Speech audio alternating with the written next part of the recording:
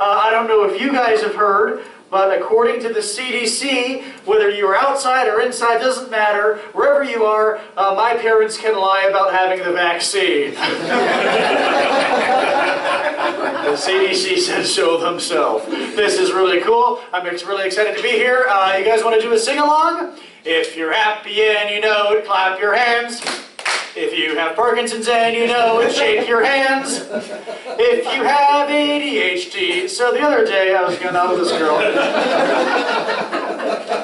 I've been trying to date, again, since the pandemic has ended, and I find that a lot of women won't date me because of feminism and also my face.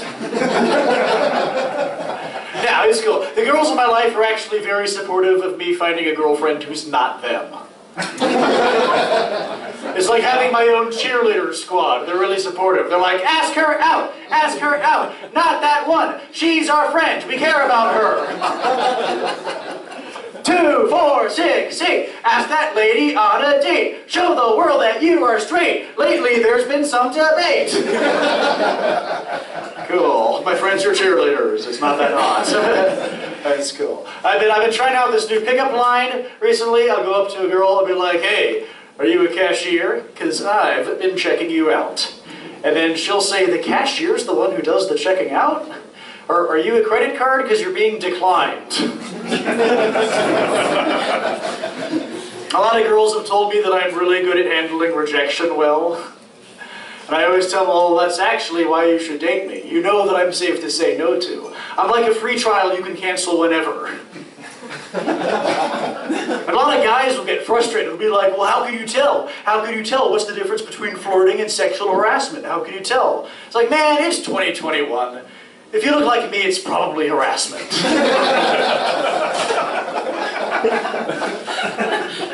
Also, fellas, don't talk about women's bodies. That's gross. If you want to give a compliment to a lady, talk about something that she chose for herself. Like, hey, I like the way your earrings match your eyes. Hey, I like the way you styled your boobs this morning.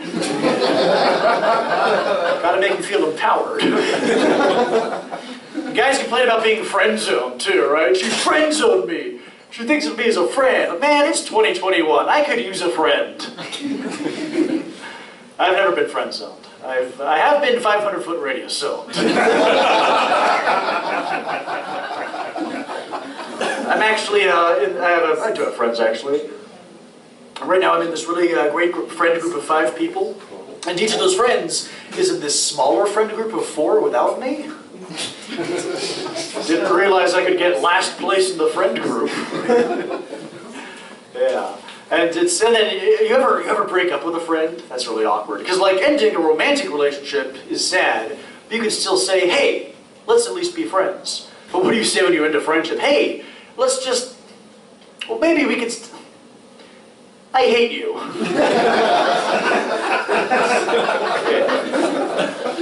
And then you have to find more friends. You ever make awkward small talk with someone? This doesn't count. But you ever make awkward small talk with someone and then you see them across the bar making awkward small talk with someone else? And you're like, hey, that was our thing. That was what we bonded over. Did all the weather talk mean nothing to you? And what about those people that when you meet them and they just overshare right away, they just share everything? What do we call those people who share everything? Communists?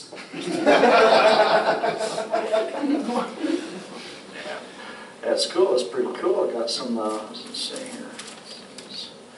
Oh, tell jokes. Awesome. I have some new goals, coming out of the pandemic. I have new resolutions. Like one of my goals was to have been popular in high school. Yeah. Another one of my goals is to eat healthier, I'll switch out olive oil for butter, or I'll replace yogurt, or I'll replace sour cream with plain yogurt. I realized recently that if you mash up Oreos and mix them with fresh snow, it's almost like your parents are still together. Yeah. No, I made myself sad. Very generational divide, both in the seating and the laughter. That's cool. This is youth group, this is retirees. Back there is golfers. This is people who work as caddies and are underpaid. Awesome. Where was I? Yeah, I have my parents. My dad was really, he always wanted me to get a good education, focus on my education. He said, son, you may not smoke marijuana until you can spell marijuana correctly. But I was always such a bad M-A-R-R, Marianne Jane sitting in a carriage, M-A-R-I. I was always a bad speller, okay? I was such a bad speller that I never made it past LSD.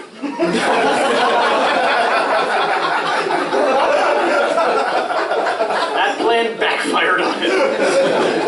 I was a dumb student. For a long time, I thought that BDSM stood for Buddhism. Which actually kind of makes sense, right? Because Buddhism teaches that life is suffering. And BDSM teaches that suffering is life. I was an okay student. I got all A's. All A's, all three of them. Anxious, awkward, abstinence, all A's. My mom had a slightly different approach to my drug education. She once sat me down and said, son, I just want you to know that you can say no to drugs and still be cool. And I was like, Mom, I would not be cool even if I did do drugs. There is no pill that can enlarge the size of my self-esteem. Like, I can't even drive. There's no way to look cool when you have to drop me off at my drug dealer's apartment. Like some sort of a misdemeanor play date. I do love my mom, though. She practically raised me. She's very good. My mom, she was always worried about me getting lost, so she would always put my name and number on the back of my shirt. Yes. If I made her mad, she'd put the wrong name and number. Once I made her really upset, and she just wrote, "Do not resuscitate." Yeah, that's cool. That's cool. I've been trying to get back on Tinder now, coming out of the pandemic. And Tinder's gotten very weird lately. There's this one girl on her profile that said that she wanted to be treated like a princess. I was like, okay, so I gave her a poisoned apple. It could have been worse, honestly. It could have been worse. Well, I could have kidnapped her and locked her in my castle with all my singing furniture. You know that Disney movie, Be Our Guest, Be Our Guest. Stockholm Syndrome is the best. She will tell you that she loves you. Doesn't count if there's duress. Disney does. Yeah, it's good. We gotta be careful on social media, though. Like, I work in IT, and last week my Twitter was hacked by a racist, homophobic, drunk version of myself. Be careful. And I see a lot of weird memes that people post. One of my friends from high school, she posted this meme that said, "Guns don't kill people, dads with pretty daughters do." Like, whoa, really? You're going to make a national debate about gun violence, about how attractive you are? And second of all, this social media. Your profile picture's right there. Your dad's not killing anyone, sweetie. Not with that face, he's not. Oh boy, yeah. Dads can be fun, though. I majored in communications, and my dad was always on my case about that. He's like, communications, what are you going to do with communications? Like, oh, I don't know, communicate to my kids that I love them? My dad and I do have a good relationship. Like, a lot of comics did not have a good relationship with their dads, and you can tell because they're a lot funnier than I am. One time my dad caught me writing in a diary, and he got really angry. He was like, boys don't write diaries, girls write diaries, boys write manifestos. They don't call them womanifestos. Okay, yeah, that's cool.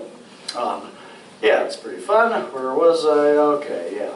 My dad was really clever with how he raised me. Like, he'd never say, you have to eat your carrots. He'd make it seem like a choice. Would you rather have 2 carrots or get hit with a belt?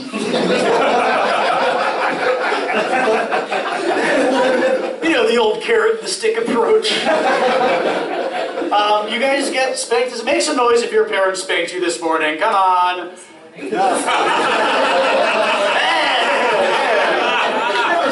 Oh, we got a Badgers fan here. That's cool. That was like people. Who else has sport or like university shoes? Okay, Pabst Blue Ribbon. Love that university. Awesome. Yeah. Majored in might be. I don't know. That's cool. That's cool. We actually have a special guest tonight. This is Heidi's younger brother, Marcus. Please give it up for younger.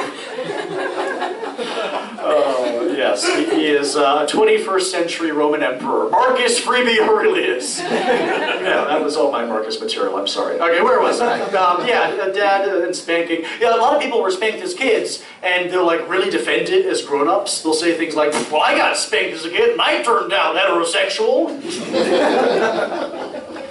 We're gonna talk about sexuality now. I don't identify as gay currently, but there was this one time in junior high when all my friends identified me as gay.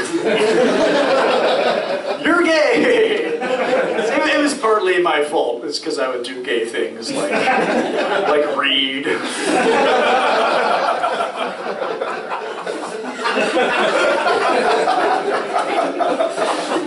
Page 202. I don't know.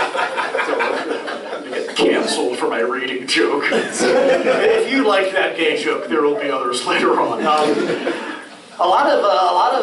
a lot of anti-gay politicians, and sometimes it turns out that they're secretly gay themselves. It's kind of hypocritical, right? And it's not just politicians. Like based on what my uncle's been tweeting lately, I'm pretty sure he's a closet Mexican. He accidentally touches a burrito and he's like, oh, no, hombre.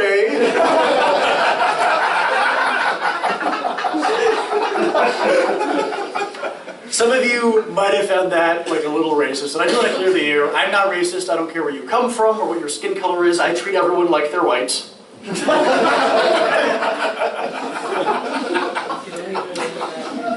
A lot of, I'm very woke, or as my black friends pronounce it, condescending. I was thinking about race, and I realized that pretty much the only thing that my grandparents have in common with black people is that neither of them want me to sing songs by black people. For different reasons, but yeah, that's cool. I was talking with my friends about race, and he said, well, why they have a Black Friday, why don't we get a White Friday? If they have a Black Friday, why don't we get a White Friday? Like, first of all, man, it's 2021. We do have a White Friday, and it's TGI Fridays. That's our White Friday. Also, Rebecca Black's Friday is a very white Friday. Did you just say woof? He said, oof, thank you. Okay, that's just, I thought I was going to be heckled by someone who thought he was a dog. Like, yeah. It's like, okay, buddy, okay.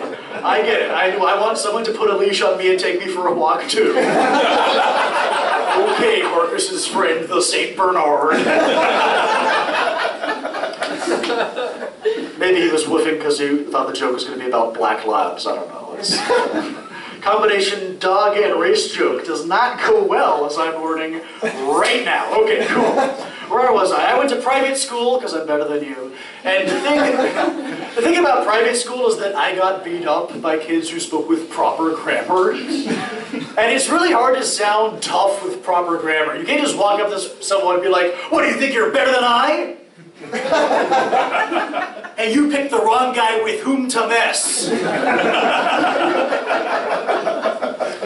Yeah, I went to school and I grew up in Idaho. And people don't really think about Idaho on a daily basis. The other day I Googled Idaho and the top result was Iowa. Right now you're thinking, some of you are realizing, oh, they're different states. That's cool. I looked up a list of fun things to do in Idaho, and it was just a list of the other 49 states. And camping. And white supremacist rallies. Which is the same thing as camping. Okay, cool. No, it's, yeah, I tell people from Idaho, I'm from Idaho, like the first thing they think of is potatoes, right? Oh, potatoes, just a bunch of potatoes out there, just a bunch of potatoes. It's like, actually, we prefer the term potato Americans. In high school, I was voted most likely to succeed, and I did just by leaving Idaho. I posted all these jokes on Facebook the other week, And one of my friends from Idaho commented, like, why would you throw Idaho under the bus like that? And I was like, you don't have a bus system. So why don't you pick a better metaphor than that? Cool. And then what else about Idaho?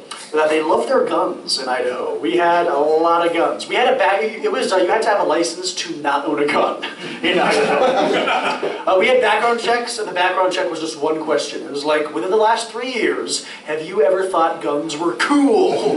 Yes or maybe.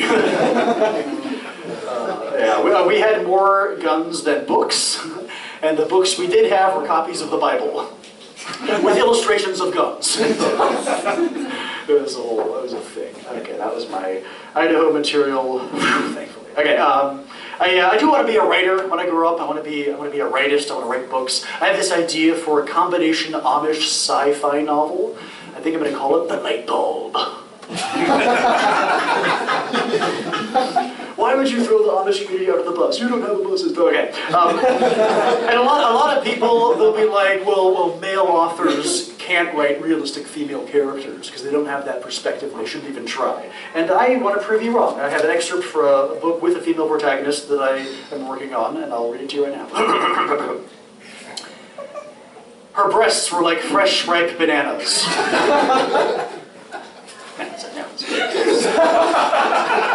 The opening line is the hardest, okay?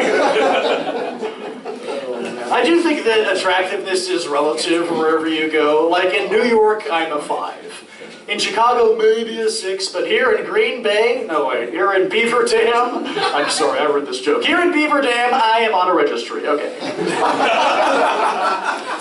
That's why I grew out this beard, for tax purposes, so I don't have to pay them.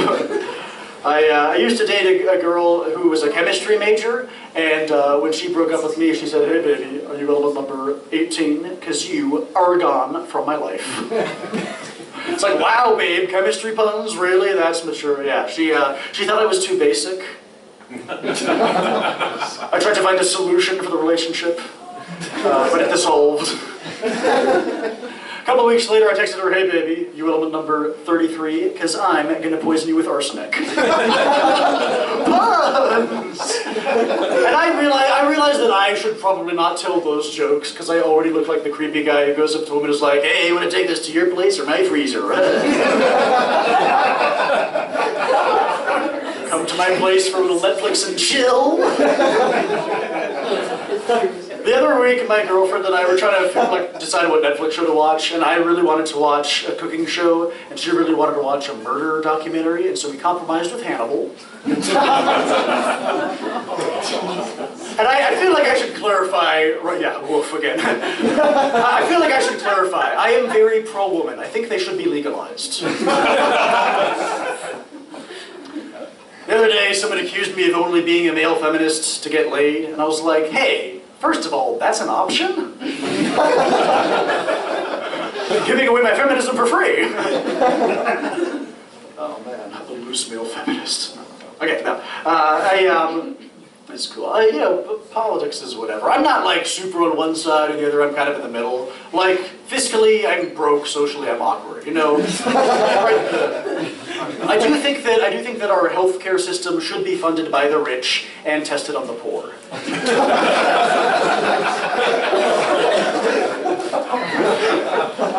People ask me like, how do you joke about politics? How do you do it? And the answer is easy. You just know your audience, right? If I'm in front of conservatives, I'll make fun of liberals. If I'm in front of liberals, I'll make fun of white liberals. They love it. A lot of my friends date each other, and that's cool. I don't mind being a third wheel, but you ever hang out with two people that are just so in love they ignore you your whole childhood? Mom and Dad, I'm freezing out here. Nah, it's cool, my parents are great. I was born by C-section because my mom is a quitter.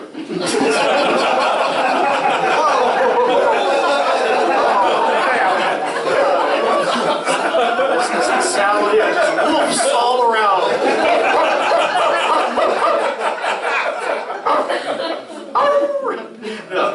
If you were offended by that, you will take comfort in the fact that my mom always told me that it's important to cut the toxic people out of your life. Okay, that came out weird. This is what my mom said when I was born. Yeah, it's a bit of a stretch. It's what my mom said when I was born. Look, I have more childbirth jokes, but the delivery feels forced.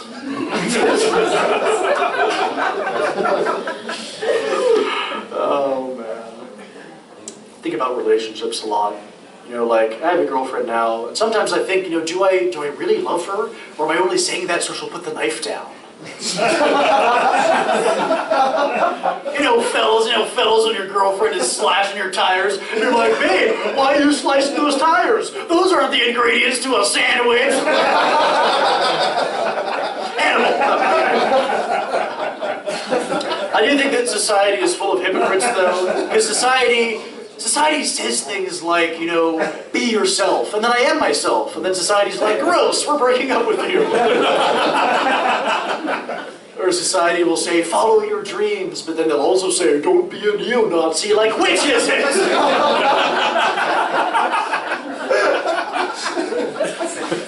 Look, I get to tell that joke, okay? I get to, because my family's part German. Oh boy.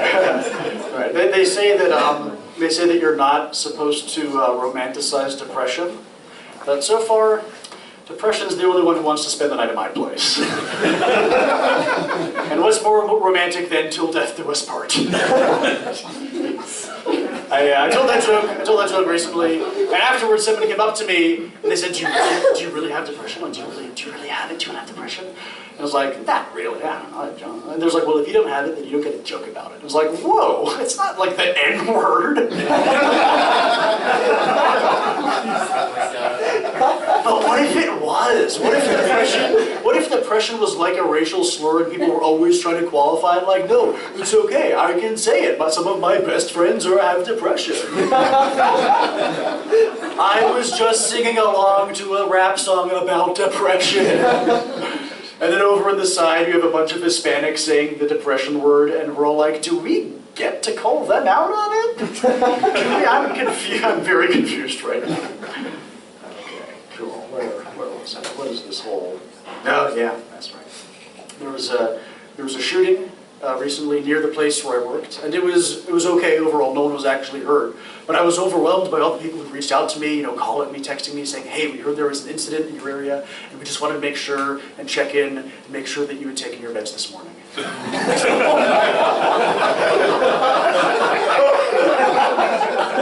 Because they care about me.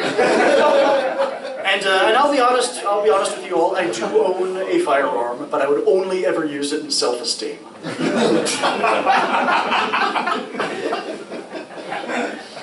Oh man! When I was young, I accidentally swallowed a bike horn, and they never took it out. It's still inside. In fact, if you would, Sir Marcus, if you would push me right here, just push me right.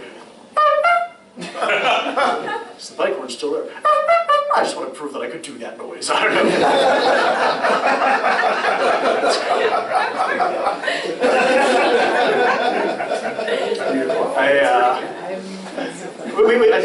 I did some gay jokes earlier, and I want to do another gay joke for you now. Do you want to hear my impression of a gay person? Sure. I'm going to get canceled for this. Here's my impression of a gay person saying gay things, all right? Okay, here we go. Your mother and I think you should stay in college and not become a comedian. Pretty gay, huh? Take that, Dad! I'll teach you to give me advice I should have followed. I'm so sorry. I'm just saying, call your dad, call your parents, because there will be a time when you'll want to call them and you won't be able to. Because they don't know how to use an iPhone. Oh man. When I was young, I swallowed a squeak toy. Like a dog's chew toy, like Mr. Wolf's chew toy. In fact, sir, if you would push me right here. Just push me right here. Push me right. I just want to prove that I could do that noise. was young, I swallowed a cassette player, sir, if you'd help me out. I swallowed a cassette recording of a man screaming a bunch of racist accents, if you would. He almost fell for it. He almost fell for it. I don't do racist accents on stage. A lot of comics will try to get away with it, but they'll only choose the safe white ones. You know, like Italian. It's me, Mario! But I don't do that. That's not me. Or they'll do like the Irish accent. Oi, these lucky charms are magically delicious! But I don't do that. That's not me. I don't even do an impression of Arnold. Arnold the Governator. Because I'm above that. I don't even say Arnold's full name. That's how not racist I am. You will never hear me say Arnold Schwarzenegger's full name. From this stage. Oh boy. I'm glad we're out of the pandemic now. I'm just, I got the vaccine, I feel all good. As I'm just, that song, write the song about the pandemic. Now I'm out on the street and I'm doing just fine. Got a shot of the vax, the microchip and all. It started off with a kiss. How did it wind up like this? It was only a kiss. You've got coronavirus now, coughing in your chest now. Put me under quarantine. Dad says it's a Chinese scheme. You know that song? Yeah, a lot of people don't, yeah. I was walking around in my neighborhood and I heard people chanting, 4 more years, 4 more years. And I thought it was like a political rally or something. And then I got around the corner and I was like, oh, it's my anti-vax neighbors celebrating their kid's 4th birthday. 4 more years. The anti-vax movement, huh? Talk about a movement that went viral. It's okay, like, I have an anti-vax uncle, and I'll play a little game with your nephew, where I'll shout, Marco, and he'll shout, polio! I'm very pro-science. I think that anyone who is anti-science should be kicked off the edge of the world. And I wonder, like, were there anti-science people before there was science? Like in the Renaissance era, was there some lady who's like, I'm not going to let the physician put leeches on my child. I'm an anti-leecher. Everyone knows leeches land your child on the simpleton spectrum. She goes blogs for Quill, I don't know. I don't know what people have against vaccines all the time. Like, it's one shot, right? It's just one shot. If you had one shot or one opportunity, yo, his palms are sweaty, knees weak, mama said he's gonna get autism already, blog spaghetti, snap back with a shot of this, whoop, there goes tetanus, mumps, hemophilus, measles, and hep virus. You only got one shot, do not catch that polio. This opportunity lengthens your lifetime, yo. Is it if Eminem were talking about vaccines? I don't know. I do kind of like I have this weird respect for the anti-vax movement because it's like a bipartisan conspiracy theory, right? Because there's so much fighting these days, but it really brings people together because you have your anti-vax conservatives who are like, hey, don't you know that the vaccines are turning the frogs gay or whatever their thing is? It's like, vaccines don't turn you gay. J.K. Rowling, rewriting Harry Potter, decided that your kids were gay all along. Like with Dumbledore, right? Yeah. And over here you have like the hippy-dippy vegan liberals who are like, don't you know that vaccines give baby seals autism or whatever their thing is? And it's like, first of all, autism isn't even that bad. Some of my very best friends have told me that I should be autistic, so I make less eye contact. But both of these groups will reach across party lines and they'll stand up for measles. And then they'll sit down for polio. Oh man. I feel like it's like the gladiator up here. Like, are you not entertained? You guys like impressions? Here's an impression of the gladiator tying his shoelaces, okay? Are you not intertwined? Okay, cool. That was first and last time. Here's an impression of Hermione Granger as a family therapist, okay? It's childhood trauma, not childhood trauma. I like to save the worst jokes for the end. You guys have been a fantastic crowd, and I do have one last bit for you all. I want to talk to you all about my very first...